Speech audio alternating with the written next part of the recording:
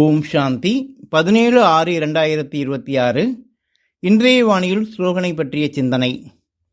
தன்னை நிமித்தமாக செய்பவராக புரிந்து கொண்டால் எந்த ஒரு காரியத்திலும் களைப்பு என்பது வரவே முடியாது.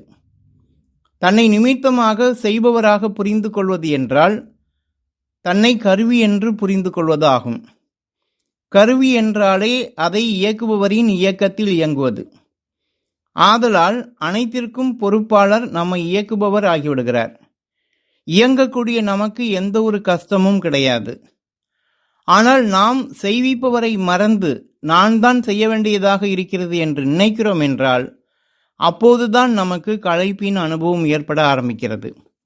ஆதலால் தான் குடும்பத்தில் உள்ளவர்களுக்கு பாபா கூறுவது, உங்களை நீங்கள் கிரகஸ்தி அதாவது குடும்பஸ்தன் என்று ஒருபோதும் புரிந்து கொள்ளாதீர்கள், தன்னை நான் ஒரு ட்ரஸ்டி என்று புரிந்து கொள்ளுங்கள் என்று கூறுகிறார். நான் என்னை குடும்பஸ்தன் என்று புரிந்து கொள்கிறேன் என்றால் நான் தான் அனைத்தையும் செய்ய வேண்டும் என்ற பொறுப்பின் சுமை ஏற ஆரம்பித்து விடுகிறது. அதே சமயத்தில் நான் ஒரு ட்ரஸ்டி, குடும்பத்தில் உள்ளவர்களுக்கு சேவை செய்வதற்காக இந்த பொறுப்பை பாபா எனக்கு கொடுத்து இருக்கிறார். மற்றபடி என் மூலமாக செய்விப்பவர் பாபாவே ஆவார். நானும் பாபா குழந்தை, குடும்பத்தில் உள்ளவர்களும் பாபாவின் குழந்தைகள், எங்களுக்கு பொறுப்பாளர் பாபா என்று நினைக்கும் போது லேசான தன்மையின் அனுபவம் ஏற்படும். ஒரு சிறிய கதை. ஒரு நாட்டின் அரசர், அவர் தனது நாட்டை நல்ல விதமாக அரசாட்சி செய்து கொண்டிருக்கிறார். யாருக்கும் எந்த கஷ்டமும் கிடையாது. ஆனால் இவர் எவ்வளவுதான் தனது நாட்டை நல்லவிதமாக யாருக்கும் எந்த குறையும் இல்லாமல் ஆட்சி செய்த போதிலும் இவருக்குள் எப்போதும் ஒரு திருப்தியற்ற வெறுமைத்தன்மையின் அறைதான் இருக்கிறது. இதற்கான காரணம் என்ன என்று அவருக்கு புரியவில்லை. ஆதலால் இந்த தனது விஷயத்தை தனது மந்திரியிடம் ஒரு நாள் கூறுகிறார். அப்போது அந்த மந்திரி கூறுகிறார், நம் ஊருக்கு ஒரு சுவாமிஜி வந்திருக்கிறார்.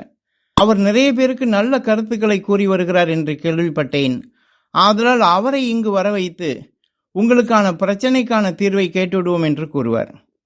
அப்போது அரசர் கூறுவார், நாமே அவரை சென்று பார்ப்போம் என்று கூறி அரசரே அந்த சுவாமிஜியின் ஆசிரமத்திற்கு செல்கிறார். அங்கு சென்று சுவாமிஜியை சந்தித்து தனக்கான பிரச்சனையை கூறுகிறார். அதை கேட்டுவிட்டு பிறகு சுவாமிஜி அரசரிடம் கூறுவார், உங்களுக்கான தீர்வு எனக்கு கிடைத்து விட்டது. ஆனால் அதற்காக நீங்கள் கொஞ்ச காலம் உங்களது ராஜ்யத்தை எனக்கு நீங்கள் கொடுக்க வேண்டும் என்று கூறுவார். உடனே அரசர் சரி அப்படியே செய்கிறேன் என்று கூறுவார்.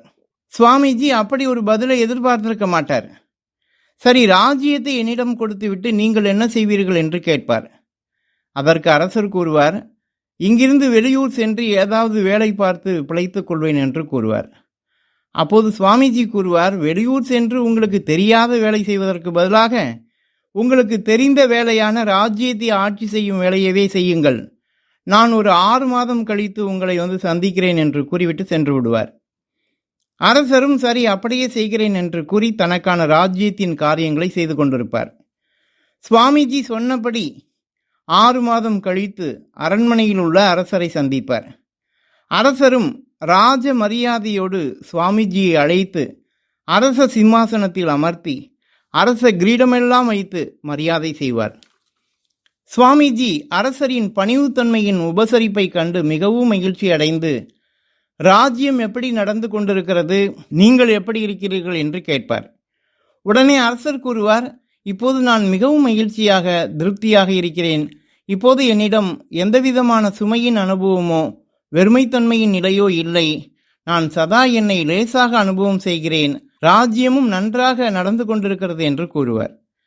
பிறகு சுவாமிஜி கூறுவார், உங்களுக்கான தீர்வு இதுதான். ஆதலால் இப்போது உங்களது ராஜ்யத்தை நான் உங்களிடமே கொடுத்து விடுகிறேன். நீங்கள் செய்ய வேண்டியது என்னிடம் எப்படி உங்களது ராஜ்யத்தை கொடுத்துவிட்டு நீங்கள் ட்ரஸ்டியாக இருந்து ராஜ்யம் செய்தீர்களோ அதே போன்று இப்போது இறைவனிடம் உங்களது ராஜ்யத்தை கொடுத்துவிட்டு அதே ட்ரஸ்டியான நிலையிலிருந்து ராஜ்யம் செய்யுங்கள். அப்போது எப்போதும் நீங்கள் மகிழ்ச்சியான திருப்தியான லேசான வாழ்க்கை வாழ முடியும் என்று கூறிவிட்டு சுவாமிஜி சென்று விடுகிறார்.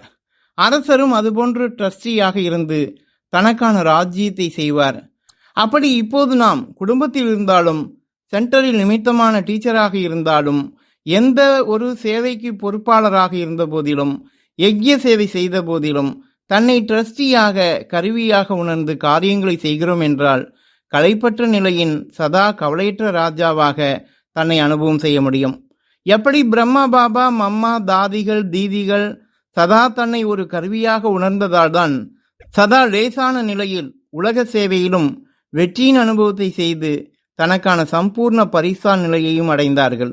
அதே போன்று நாம் கூட சதா செய்பவர் பாபா என்ற உணர்வில் சதா கவலையற்ற நிலையின் பறக்கும் கலையின் அனுபவத்தை செய்யும் பறக்கும் பரிசா ஆகுவோம். நல்லது. ஓம் சாந்தி.